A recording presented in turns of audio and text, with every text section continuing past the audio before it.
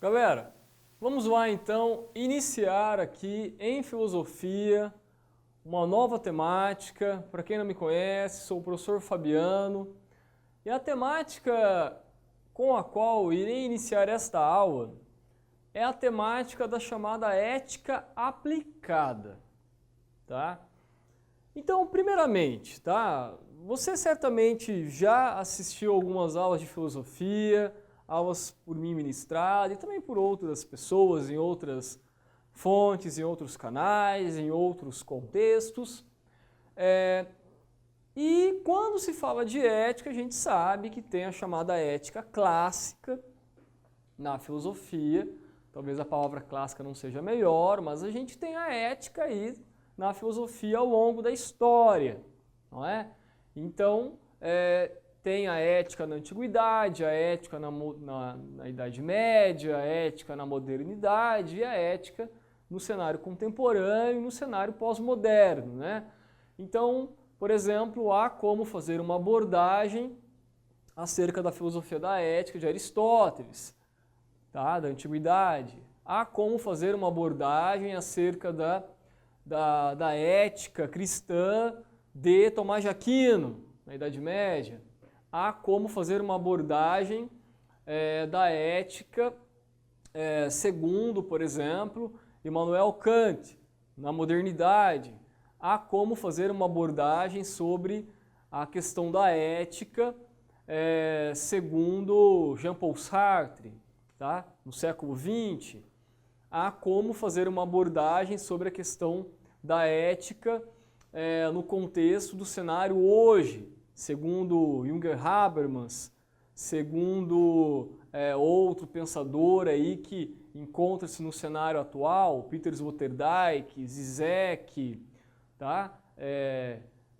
Byung-Hun Chan, por exemplo, que é um coreano aí que tem aí sido bastante estudado nos últimos tempos, várias obras suas de filosofia sendo traduzidas para a língua portuguesa.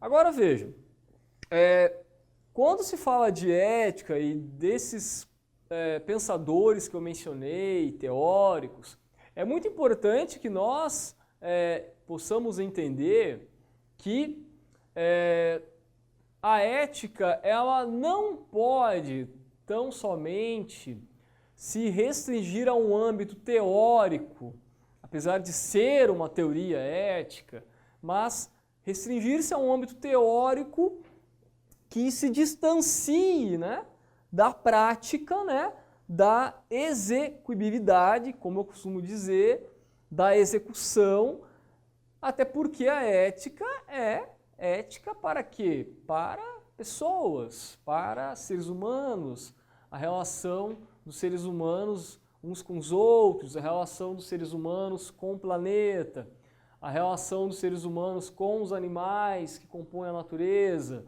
a relação do ser humano, dos seres humanos com o meio ambiente, não é? Então, quer dizer, não dá simplesmente para tratar a ética, né, como uma ciência, ou como um tema da filosofia, distante, então, da aplicabilidade, tá? É por isso, então, que é muito importante falar em ética aplicada, tá? Então, como que, por assim dizer, a ética ela vai ser aplicada na sociedade de tal forma, então, que eu consiga perceber, então, para que serve uma teoria ética, tá? É basicamente isso que a gente tem que também pensar. E a bioética, ela justamente é um tema, então, que faz parte da ética aplicada, tá? A bioética ou chamada ética da vida, tá? Eu coloquei algumas informações aqui no quadro, veja comigo, né? Então, o início da bioética se deu no começo da década de 1970, com a publicação de duas obras muito importantes de um pesquisador e professor norte-americano da área de oncologia, tá? Van Porter. Pois bem, perceba que aqui é uma disciplina de filosofia, porém, está sendo citado aqui um professor e pesquisador da área da oncologia. E aí você pensa, poxa, professor Fabiano, o que tem a ver uma coisa com a outra? Primeiramente, entenda, a bioética é um tema, tá, que vai propor uma série de discussões e de debates e de ideias que não se fecham na filosofia. Ao contrário, a bioética é uma temática de um leque, né, de abordagens das mais diversas áreas, tá? Seja da área da filosofia, seja da sociologia, seja das ciências políticas, seja da teologia, seja então das igrejas. É um tema que vai ser abordado pelo direito, tá? É um tema que vai ser abordado pelas ciências da saúde. Então, quer dizer, a bioética, na verdade, ela suscita uma série de temáticas que são temas, né, subtemas da bioética, talvez dê para falar assim, que são interdisciplinares.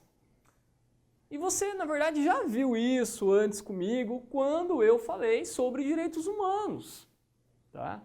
Então, quem não assistiu o vídeo sobre direitos humanos, assiste lá, tá? Direitos humanos também são temas, tá? É um tema, né, interdisciplinar, quer dizer, então, tudo aquilo que compõe os direitos humanos, uma série de profissionais de uma série de áreas vão atuar naquela temática.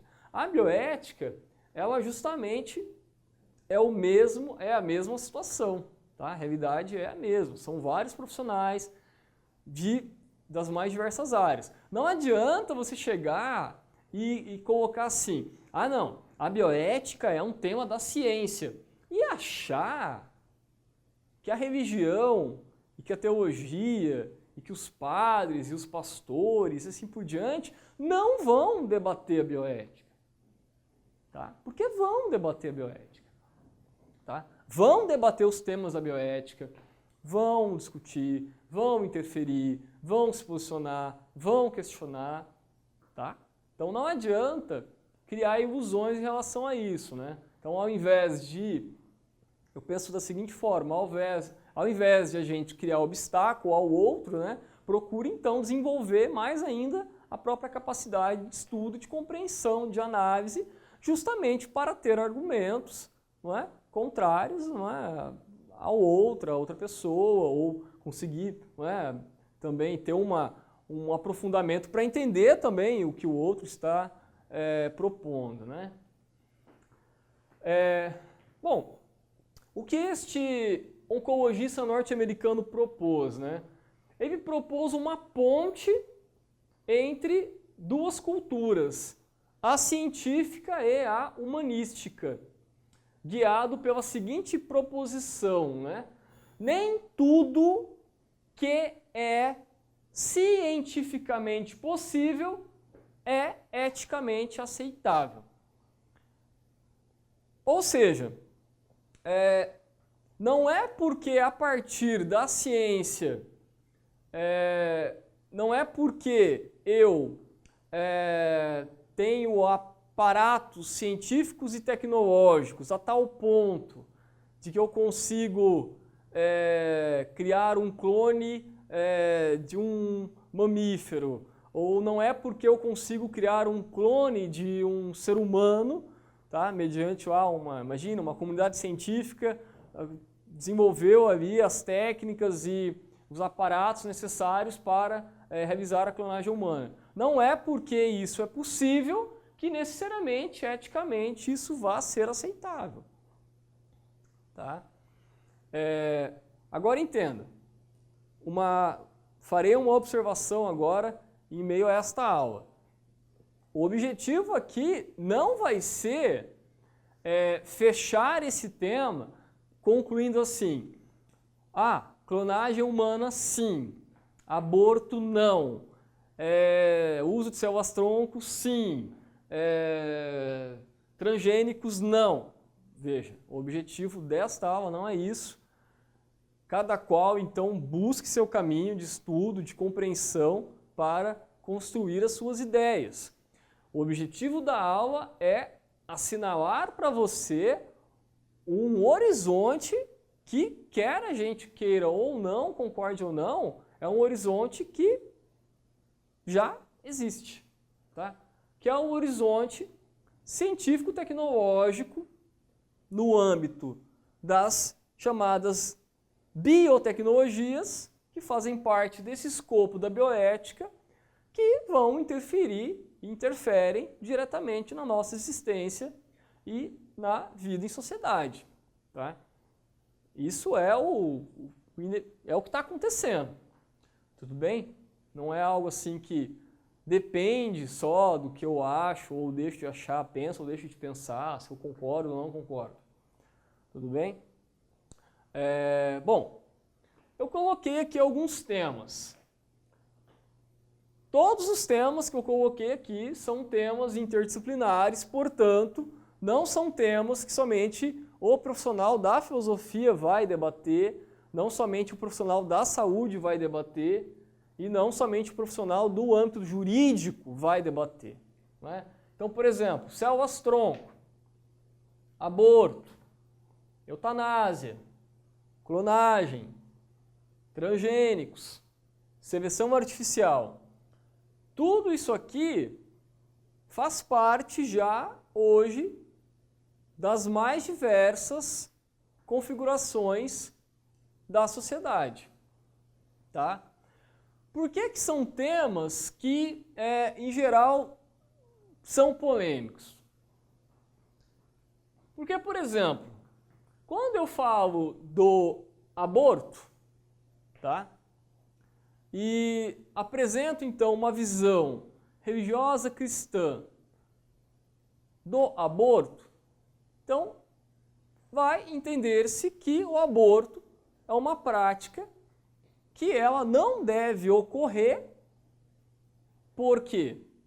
Porque entende-se que o aborto é tirar a vida, não é? Mesmo que, por assim dizer, não seja lá já um bebê que já tenha um nível de formação de 3, 4 meses, mesmo que seja inicial, por assim dizer, né? Você teve lá a ovulação, já entende-se então que a vida, por assim dizer, ela já se manifesta.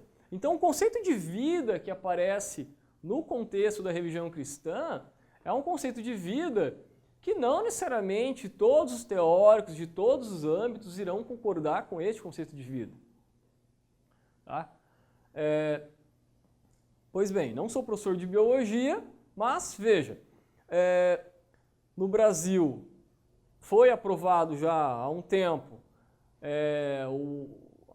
o aborto em casos de bebês com anencefalia, não é? Então, quer dizer, é um procedimento que é legalmente aceito, mas isso não implica que todas as pessoas irão defender que o aborto tenha que ocorrer em casos de bebês com anencefalia. Tá? Do mesmo modo, ou melhor, né, de um outro modo, também em relação à questão do aborto. No Brasil, o aborto em caso de violência de cunho sexual, ele é uma prática legal. Claro que a gente sabe que não é tão simples, né?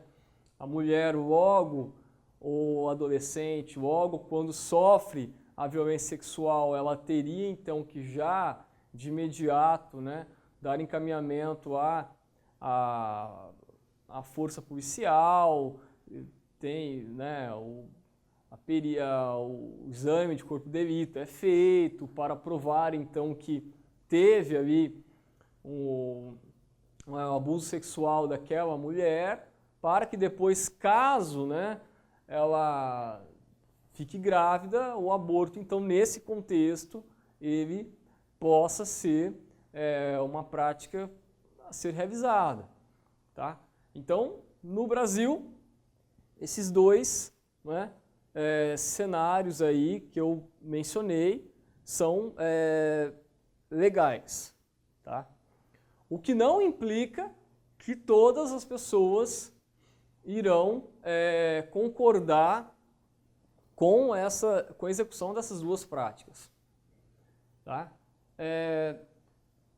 Uma vez eu li em um livro de um filósofo, tá, estadunidense, tá, bastante famoso, chamado Michael Sandels, que está aí no cenário político, filosófico e econômico, desenvolvendo aí vários textos. Um livro do Michael Sandels, se eu não me engano, o título é Tudo Tem Seu Preço, algo nesse sentido.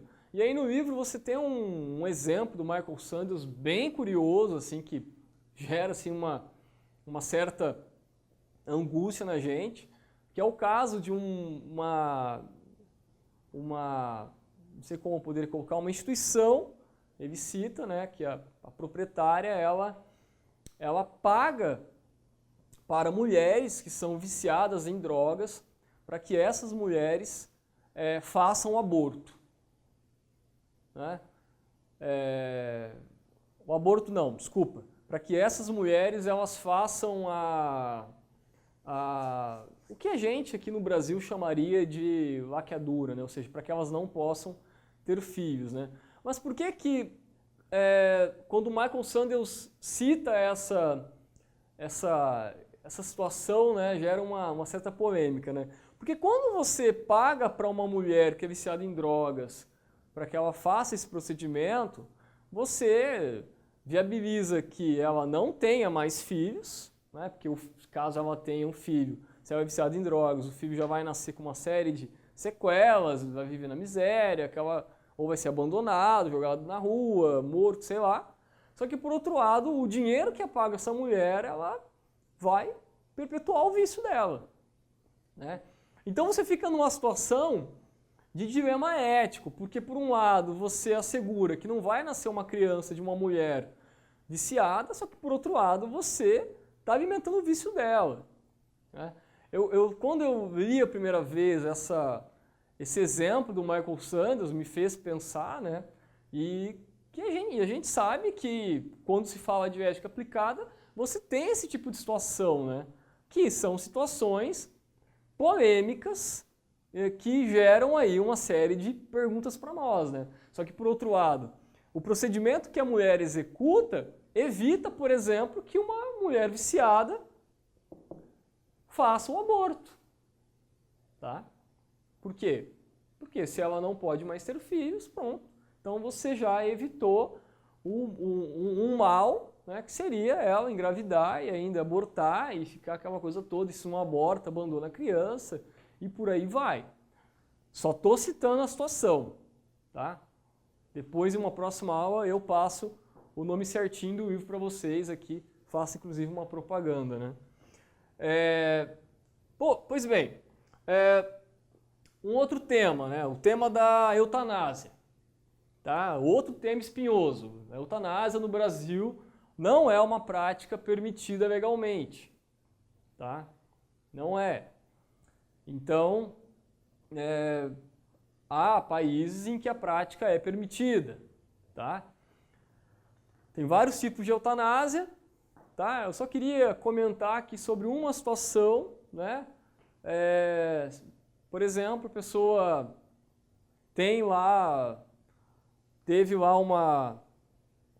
vive apenas por aparelhos, tá? Desligou os aparelhos, está morta a pessoa, tá? Ou sei lá, teve uma morte cerebral, está lá ligada por máquinas, e aí, tá? A gente tem essa situação que é a situação de, e aí, agora, né? o que fazer, né? Tá? A eutanásia, ela é defendida por muitos e criticada também por tantos outros, tá? Porque na eutanásia você tem basicamente ali o encerramento da vida daquele indivíduo, tá?